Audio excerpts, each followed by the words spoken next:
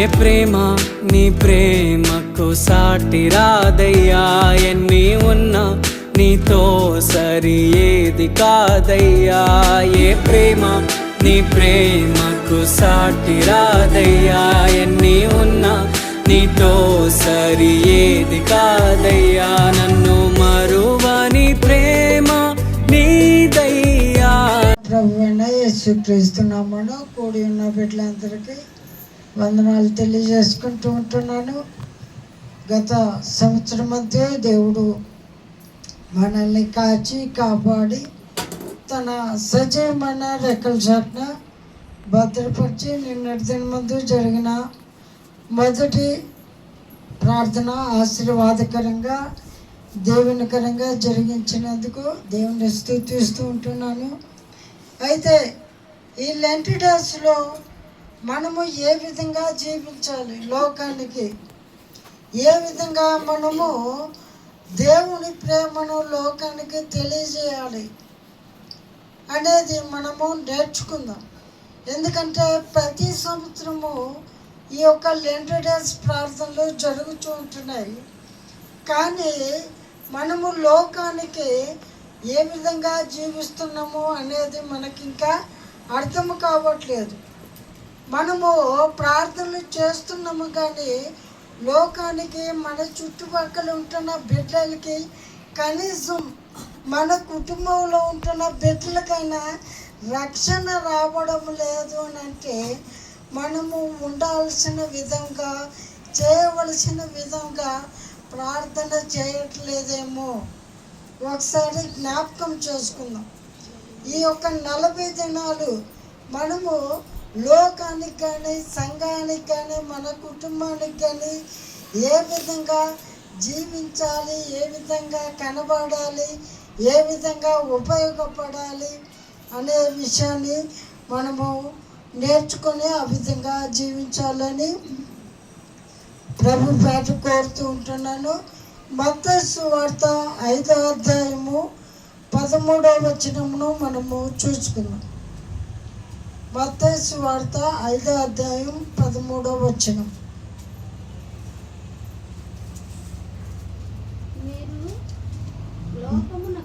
మీరు లోకమునకు ఉప్పై ఉన్నారు. ఉప్పు నిస్సారమైతే అది దేని వలన సారం పొందును? అది బయట పారవేయబడి మనుషుల చేత త్రొక్కపడుటకే గాని మరి దేనికి పనికిరాదు. చాలండి. హల్లెలూయా. ఈ లోకానికి మనల్ని ఉప్పుగా ఉండమని దేవుడు తెలియజేస్తుంటున్నాడు.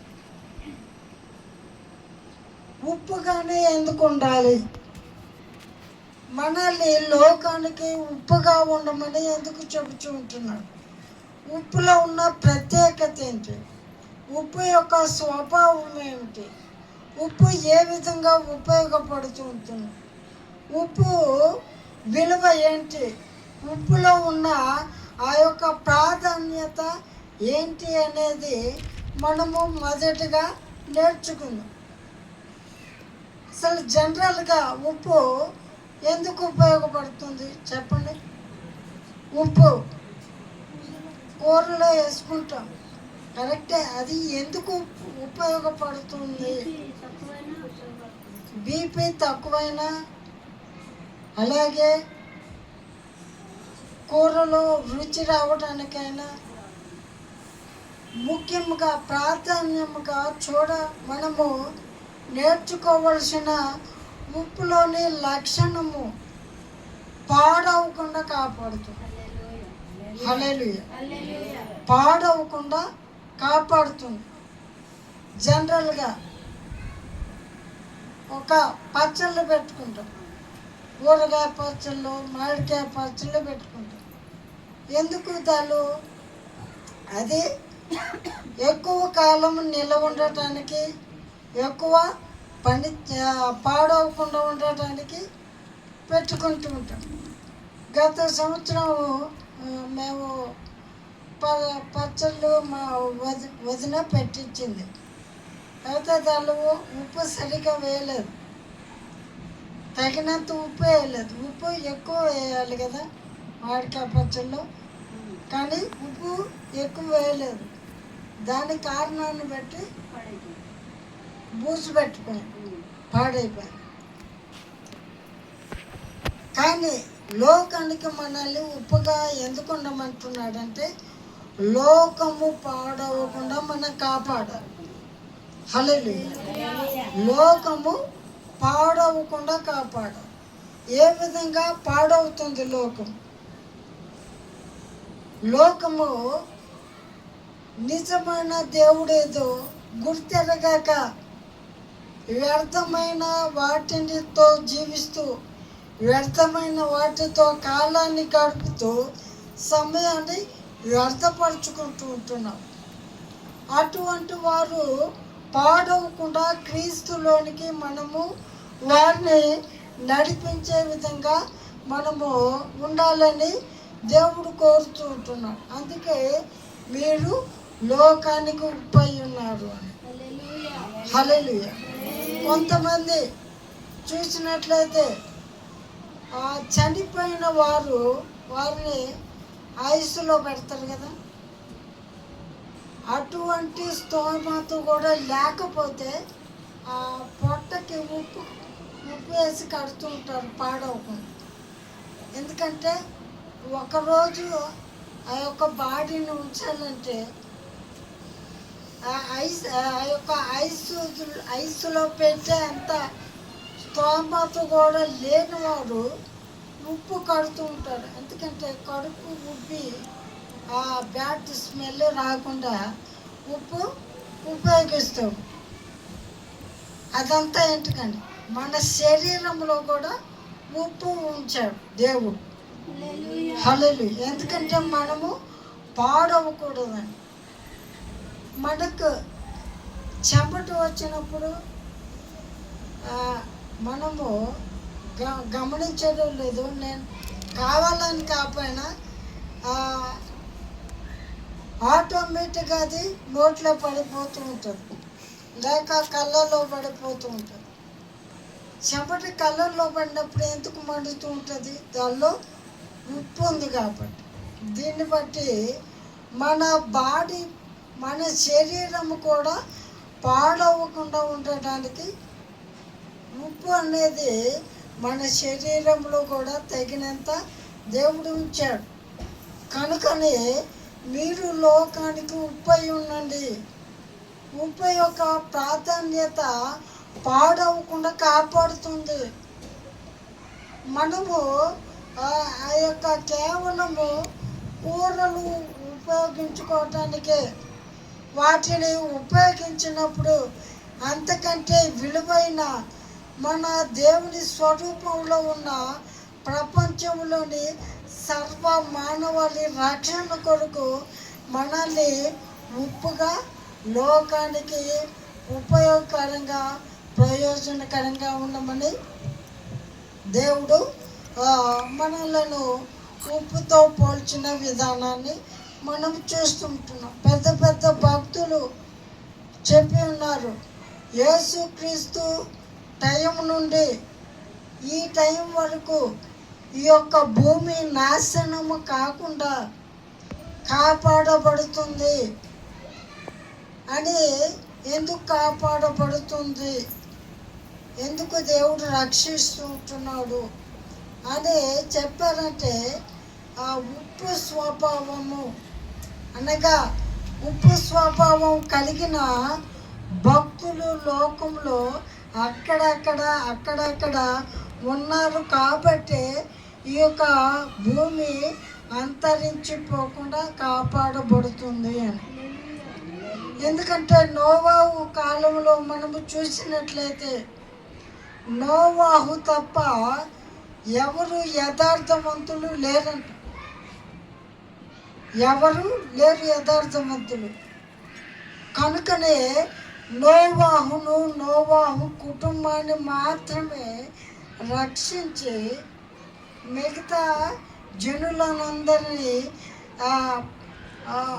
ఊపిరి గల సమస్త జంతువులు కానీ పశువులు కానీ ప్రతి ఒక్కదానిని దేవుడు నాశనం చేసి నోవాహు కుటుంబాన్ని ఎందుకు కాపాడాడంటే ఉప్పు స్వభావం కలిగిన వ్యక్తి యథార్థవంతుడుగా తన తరములన్నిటిలో దేవుని దృష్టికి చెందినవాడు కాబట్టి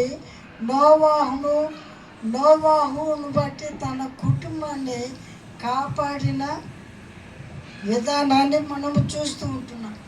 మన కుటుంబంలో ఒక్కరు ఉప్పు స్వభావం కలిగిన వారు ఉంటే మన కుటుంబాన్ని అంతా దేవుడు కాపాడుతాడు. మనం అనుకోవచ్చు నోవాహు ఉప్పు స్వభావం గలవాడే కదా, అతన్ని బట్టి అతని తరమంతటిని కాపాడవచ్చు కదా అని. కానీ ఇక్కడ నోవాహు ఉప్పు స్వభావం కలిగిన వాడు కాబట్టి తన కుటుంబాన్ని ఏదో విధంగా మార్చుకోగలడు కాబట్టి తన కుటుంబాన్ని కాపాడాడు. కానీ తన తరమంతట్లో ఉన్న వారికి చెప్పచ్చు కానీ వారు వింటారు అన్న నమ్మకం లేదు. కానీ తన కుటుంబాన్ని ఏ విధంగా భయపెట్టో లేక బలవంతం చేసే ఏ విధం చేతనైనా తన కుటుంబాన్ని కంట్రోల్లో పెట్టుకోగలడు. యజమానుడి మాట తప్పక వినాలి కాబట్టి ఆ తనను బట్టి కుటుంబాన్ని కాపాడాడు అని మనము అర్థం చేసుకోవాలి. తననంతటిని ఎందుకు కాపాడలేదంటే వారు ఇతని మాట వినే స్వభావము లేకపోయి ఉండొచ్చు కనుక ఉప్పు స్వభావం కలిగిన నోవాహు కుటుంబాన్ని మాత్రమే దేవుడు రక్షించి ఉన్నాడని మనము నేర్చుకుందాం, తెలుసుకోవాలి. ఉప్పు స్వభావము కలిగిన వారిని బట్టి ఈ భూమి అంతరించిపోకుండా కాపాడబడుతుందని పెద్ద పెద్ద భక్తులు చెప్పారు కదా, అది నమ్మచ్చు అంటారా? నమ్మాలి, ఎందుకంటే అది బైబిల్లో ఉంది కాబట్టి. బైబిల్లో ఉంది, చూద్దామా ఎవరున్నారు? ఆది కాండము 18వ అధ్యాయము 23వ వచనము నుండి 33వ వచనం వరకు. మనకంత టైం లేదు కానీ కొన్ని మాటలు మాత్రం చదువుకుందాం. ఇంటికి వెళ్ళాక పూర్తిగా చదువు. అప్పుడు అబ్రహాము సమీపించి ఇట్లా నేను దుష్టులతో కలిసి దుష్టులతో కూడా నీతిమంతులను నాశనము చేదువా? ఆ పట్టణములో ఒకవేళ 50 మంది నీతిమంతులు ఉండిన ఎడల దానిలోనున్న 50 మంది నీతిమంతుల నిమిత్తము ఆ స్థలమును నాశనము చేయక కాయవా. చాలండి. హల్లెలూయా. ఇక్కడ చూసినట్లయితే దేవునితో ఒక విధంగా చూసినట్లయితే బేరం ఆడుతూ ఉంటున్నాడు. మనం సంతకెళ్ళి బేరం ఆడుతూ ఉంటాం కదా, తగ్గించవచ్చు కదా. అలాగే బేరం ఆడుతూ ఉంటున్నాడు. ఉప్పు స్వభావం కలిగిన వాడు అని ఏ విధంగా అర్థమవుతుందంటే ఆ ప్రాంతాలు నాశనము కాకూడదు, వారిని ఎలాగైనా కాపాడాలి అని ఆ యొక్క కాపాడాలి, మేలు చేయాలి, వారు నాశనం అయిపోకూడదు అని వారిని కాపాడటానికి చూస్తూ ఉంటున్నాడు. ఇక్కడ ఉప్పు కూడా మనము నిల్వ చేయాలి అనుకుంటే ఉప్పును ఉపయోగిస్తాం కదా, అదే స్వభావము కలిగిన వాడు అబ్రహాం అని దీనిని బట్టి మనకి అర్థమవుతూ ఉంటున్నది. కనుక ఉప్పు ఏ విధంగా అయితే పాడవకుండా కాపాడుతూ ఉంటున్నదో అటువంటి స్వభావం కలిగిన అబ్రహాము ఆ యొక్క సొదొమ గొమొర్రా పట్టణాలు నాశనం అవ్వకూడదు, వాటిని కాపాడాలి అని దేవునితోనే ఒక విధంగా బేరం ఆడుతూ ఉంటున్నాడు. ఎంతమంది నుంచి బేరం ఆడుతూ ఉంటున్నాడు? 50 మంది కాడి నుంచి 40 మంది, 35 మంది, 20 మంది, 30 మంది, 10 మంది. ఒక విధంగా దేవుడితో నేను పోరాడుతూ ఉంటున్నాను, ఇది మంచి పని కాదు అనుకుంటే టకటక 10, 20, 30 అని తగ్గించవచ్చు. కానీ జాగు చేస్తూ ఉంటున్నాడు. మనం కూడా ఎవరన్నా మన పిల్లలు ఏదన్నా తప్పు చేస్తే నేను 3 కౌంట్ చేస్తాను, నీ తప్పు సరిదిద్దుకోకపోతే కొట్టేస్తాను అని భయపెట్టి, ఒకవేళ మనము 3లో 2 కౌంట్ చేసిన స్పీడ్గా చివరిది వాడు సరి చేసుకుంటాడేమో, వాడు సరి చేసుకోవాలి, వాడు తప్పు దిద్దుకోవాలి అని మనం స్లో అయిపోతూ ఉంటాం. 2:30, 3:30, 2:15, 2:15 అని నిదానం చేస్తూ ఉంటాం కదా. అదే ఆ యొక్క క్రమాన్ని ఇక్కడ పాటించి ప్రభువా ఒకవేళ అక్కడ 45 మందే ఉంటారేమో, 5 మంది తగ్గిపోయినంత మాత్రాన వారందరితో కలిసి వీరిని నాశనం చేయొద్దు కదా ప్రభువా. ఆ 45 మంది ఉప్పు స్వభావం కలిగిన వారిని బట్టి ఆ టైంలో ఆ యొక్క సొదొమ గొమొర్రా పట్టణాల్లో ఎంతమంది ఉన్నారు, వారందరికీ ఒక అవకాశం ప్రభువా అని చిన్న చిన్నగా బేరమాడుతూ జాగు చేస్తూ సమయాన్ని తగ్గించుకుంటూ చిన్నగా తగ్గించుకుంటూ వారి ఎడల కరుణ చూపించమని చెబుతూ ఉంటున్న విధానాన్ని మనం చూస్తూ ఉంటున్నాం. కానీ చివరికి 10 మంది కాడికి వచ్చాడు, కానీ 10 మంది కూడా అక్కడ లేరంట. కనుక ఆ యొక్క యథార్థంగా ఉన్న లోతు కుటుంబాన్ని, యొక్క అబ్రహాం కుటుంబాన్ని మాత్రం కాపాడి ఆ యొక్క పట్టణాలపై అగ్ని కురిపించిన విధానాన్ని మనము చూస్తూ ఉంటాం. అటువంటిది భక్తులు చెప్పిన విధంగా అక్కడక్కడ ఉప్పు స్వభావము, విశ్వాసము, యథార్థత కలిగిన భక్తులు అనేకులు మన దేశంలో ఈ యొక్క భూమి మీద ఉంటున్నారు. అటువంటప్పుడు ఎటువంటి అవకాశం లేని పట్టణాల కొరకే అంత భారము కలిగి అబ్రహాము ప్రార్థన చేసినప్పుడు అక్కడక్కడైనా కొంతమంది అయినా ఆ దేవుని భయం కలిగిన భక్తులు ఉంటున్న మన భూమిలో నశించిపోతున్న వారి విమోచన కొరకు మనము ఎందుకు ప్రార్థన చేయకూడదు? అందుకే మీరు లోకానికి ఉప్పై ఉన్నారు, అక్కడక్కడ భక్తులు ఉంటున్నారు కనుక మీరందరు కలిసి ప్రార్థన చేయండి, అవకాశాన్ని కోరండి, రక్షణ లేని వారి రక్షణ కొరకు మీరు ప్రార్థన చేయండి అన్నట్లుగా దేవుడు కోరుతూ ఉంటున్నాడు. చివరిగా మనము ముగించుకుందాం. ఇర్మియా గ్రంథము 5వ అధ్యాయం 1వ వచనంలో కూడా కనీసము యెరూషలేము వీధులలో